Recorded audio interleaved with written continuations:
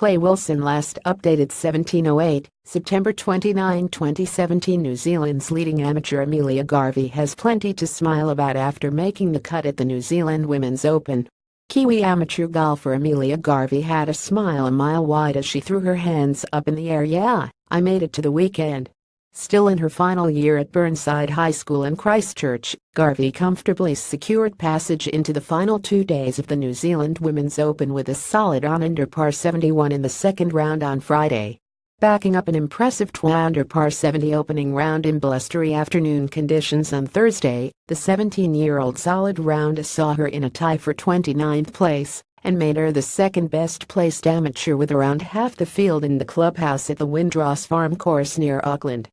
Amelia Garvey will play the final 2 days of the New Zealand Women's Open after making the cut at Windross Farm.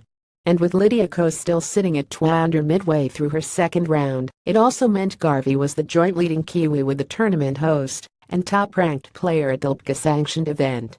Redmore Ko satisfied with opening day effort win. No worries for Welsh golfer. Recap: New Zealand Women's Open first round in form. Ko is no favorite. Ko should embrace expectation. Kanglan's Williams's caddy Garvey had 4 birdies in relatively calm Friday morning conditions, and although she mixed that with 3 bogeys, including 2 in the final 3 holes, she cut a very satisfied figure after walking off the 18th green.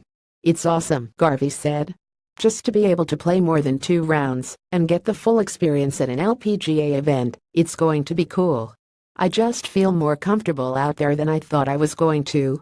The first tee shot there was a bit of nerves, but once I got into things I was just able to have fun and enjoy it. I'm really happy with the number I'm at, and hopefully I'll have some good rounds on the weekend."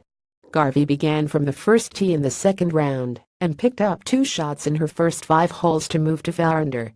Her first bogey of the day came at the par 4 10th, but the 2017 New Zealand Stroke-a-Play champion responded strongly with back-to-back birdies and could have gone to 6 under and into the top 5 had a 35-foot birdie chance at the par 3 13th not narrowly slid by.